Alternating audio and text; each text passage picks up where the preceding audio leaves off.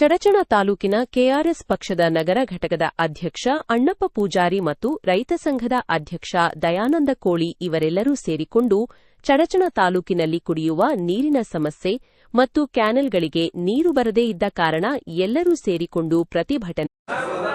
ನಮಸ್ಕಾರ ಬಂಧುಗಳೇ, ನಾನು ಕೆಆರ್ಎಸ್ ಪಕ್ಷ ನಗರ ಘಟಕದ ಅಧ್ಯಕ್ಷ ಅಣ್ಣಪ್ಪ ಪೂಜಾರಿ. ಜಳಕಿ ಒಳಗೆ ರೈತರು ಹೋರಾಟ ಮಾಡತ್ತಾರೆ. ಅದು ಏನು ಹೋರಾಟದ ರೈತರ ಬಾಯಿಗೆ ಕೇಳ್ಕೊಂಡು ಬರ್ತೀವಿ. ಈಗ ಇದು ಹೋರಾಟ ಮಾಡತ್ತಿರಲ್ಲ, ಎದ್ರ ಕಾಲಾಗ ಏನು ಸ್ವಲ್ಪ ಏನು ನಮ್ಗೆ ಗೊತ್ತಿದ್ರಿ? ಇದು ಬಹಳ ಗಂಭೀರವಾದಂಥ ವಿಷಯ ಐತಿ. ಯಾಕಪ್ಪ ಅಂತಂದ್ರೆ ತಮಗೆಲ್ಲ ಗೊತ್ತಿರುವಾಗ ಬಿಜಾಪುರ ಜಿಲ್ಲಾದೊಳಗೆ ಈಗಾಗಲೇ ಕಳೆದ ವರ್ಷ 46 ಡಿಗ್ರಿ ಸೆಲ್ಸಿಯಸ್ ಬಿಸಿಲು ಬಂದೈತಿ. ಆ ಬಿಸಿಲಿಗೆ ಅವಶ್ಯಕವಾಗಿ ನಮಗೆ ನೀರು ಬೇಕೇ ಬೇಕು. ಈ ಭಾಗದಲ್ಲಿರುವಂಥ ಜನ ಜಾನುವಾರುಗಳಿಗೆ, ಪಕ್ಷಿಗಳಿಗೆ, ಮನುಷ್ಯರಿಗೆ, ಸಣ್ಣ ಮಕ್ಕಳಿಗೆ ಎಲ್ಲರಿಗೂ ನೀರು ಬಹಳ ಅವಶ್ಯವಾಗಿ ಬೇಕಾಗ್ಯದ. ಆದ್ರೆ ಇಲ್ಲಿ ಏನಾಗ್ಯದಪ್ಪ ಅಂತಂದ್ರೆ ಈ ವರ್ಷ ಭೀಮಾ ನದಿ ಅಂದ್ರೆ ಮಹಾರಾಷ್ಟ್ರದವ್ರು ಕಿರಿಕಿರಿ ಮಾಡೋದ್ರಿಂದ ಭೀಮಾ ನದಿ ನೀರು ಬಿಟ್ಟಿಲ್ಲ. ಪ್ರತಿ ವರ್ಷ ಆ ನೀರು ಬಿಡೋದ್ರಿಂದ ಅಲ್ಪ ಸ್ವಲ್ಪ ಈ ಭಾಗದ ಚಡಚಣೆ ಇರ್ಬೋದು, ಇಂಡಿ ಭಾಗದ ಹಳ್ಳಿಗಳಲ್ಲಿ ಅಲ್ಪ ಸ್ವಲ್ಪ ನೀರಿನ ವ್ಯವಸ್ಥೆ ಆಕಿತ್ತು.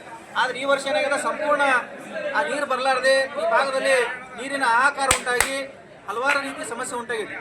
ಅದಕ್ಕೆ ಇಲ್ಲೇನು ಡಿಸ್ಟ್ರಿಬ್ಯೂಟರ್ ಕಾಲುವೆಗಳೇನದಾವಲ್ಲ, 35ರಿಂದ ಹಿಡಿದು ಅಪ್ ಟು 172ನೇ ಡಿಸ್ಟ್ರಿಬ್ಯೂಟರ್ ತನಕ ಒಟ್ಟಾರೆಯಾಗಿ ನೀರೇ ಬರಾಕತ್ತಿಲ್ಲ.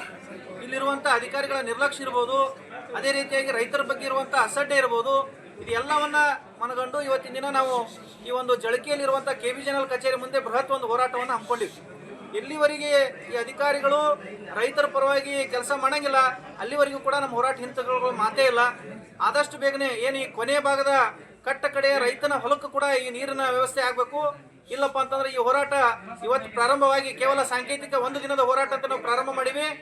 ಇವತ್ತು ಸಂಜೆ ಒಳಗಾಗಿ ಅವ್ರು ಏನಾದ ಅಧಿಕಾರಿಗಳು ನಮಗೆ ತಕ್ಕ ಉತ್ತರ ಕೊಟ್ಟು ನಮಗೆ ನೀರಿನ ವ್ಯವಸ್ಥೆ ಮಾಡಿದ್ರಪ್ಪ ಅಂತಂದ್ರೆ ಮಾತ್ರ ಈ ಹೋರಾಟವನ್ನು ಹಿಂಪಡಿತೀವಿ. ಇಲ್ಲಪ್ಪ ಅಂತಂದ್ರೆ ಕರ್ನಾಟಕ ರಾಜ್ಯ ರೈತ ಸಂಘ ಹಾಗೂ ಹಸಿರು ಸೇನೆಯ 13 ತಾಲೂಕು ಸೇರಿದಂತೆ ರಾಜ್ಯದ 31 ಜಿಲ್ಲೆಗಳಿಂದ ಕೂಡ ಇಲ್ಲಿಗೆ ಬಂದು ಉಗ್ರವಾದಂಥ ಒಂದು ಹೋರಾಟ ಮಾಡ್ಲಿಕ್ಕೆ ನಾವು ಕೂಡ ರೆಡಿ ಇದೀವಿ.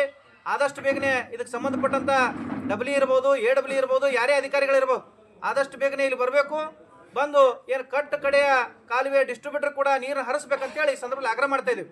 ಒಂದು ವೇಳೆ ಆಗಲಿಲ್ಲಪ್ಪ ಅಂತಂದ್ರೆ ಈ ಹೋರಾಟ ಹಂತ ಹಂತವಾಗಿ ಬೇರೆ ರೂಪ ಪಡ್ಕೋತದ. ಅದಕ್ಕೆ ಏನೇ ಆದರೂ ಕೂಡ ಮಾನ್ಯ ಜಿಲ್ಲಾಡಳಿತ ಇರ್ಬೋದು, KBJNL ಅಧಿಕಾರಿಗಳು ನೇರ ಹೊಣೆಗಾರ ಆಗ್ತಾರೆ ಅಂತೇಳಿ ಈ ಸಂದರ್ಭದಲ್ಲಿ ಅವರಿಗೆ ಎಚ್ಚರಿಕೆ ನೀಡ್ತಾ ಇದ್ದೀವಿ. ನಿಮ್ಮ ಹೆಸರು? ಸಂಗಮೇಶ್ ಸಾಗರ್ ಅಂತೇಳಿ, ಕರ್ನಾಟಕ ರಾಜ್ಯ ರೈತ ಸಂಘ ಹಸಿರು ಸೇನೆ ವಿಜಯಪುರ ಜಿಲ್ಲಾಧ್ಯಕ್ಷ. ಸಿಹಿ ಬರಲಿ, MD ಬರಲಿ, ಎಲ್ಲರೂ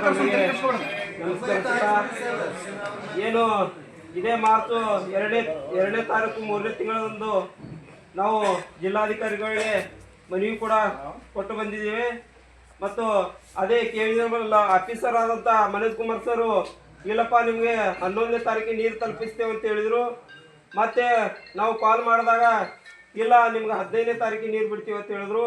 ಮತ್ತೆ ಕಾಲ್ ಮಾಡಿದಾಗ 19ನೇ ತಾರೀಕಿಗೆ ನೀರು ಬಿಟ್ಟು ನೋಡಪ್ಪ ನಿಮಗೆ ಸಾಕಂದ ಬಳಿಕ ನಾವು ನೀರು ಕಟ್ ಮಾಡ್ತೀವಿ ಅಂತ ತಾವು ಹೇಳಿದ್ರು.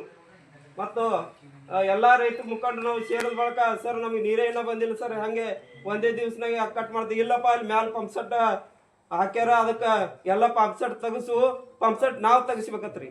ಇಂಡಿ ತಾಲೂಕಿನಾಗ ಮ್ಯಾಗ ಕೆಳಮ್ಯಾಗ ಇರ್ತಕ್ಕಂಥ ಪಂಪ್ ಸೆಟ್ಗಳು ನಾವು ತೆಗಿಸ್ಬೇಕಂತ ಇವ್ರು ನೀರು ಅವಾಗ ಬಿಡ್ತಾರಂತ ನಮಗೆ. ಅಂದ್ರೆ ಉಡಾಪ್ತಾರ ಮಾತ್ರ. ಯಾಕಂದ್ರೆ ನಮ್ಮ ತಾಲೂಕಿಗೆ ಅನ್ಯಾಯ ಮಾಡೋದು ಅಷ್ಟ.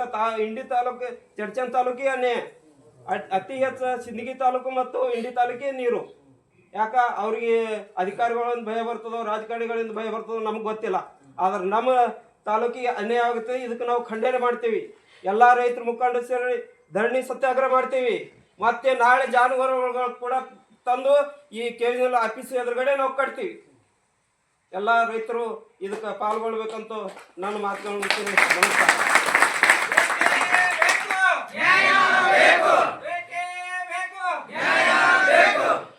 ದಯಾನಂದ ಕೋಳಿ ಅವರು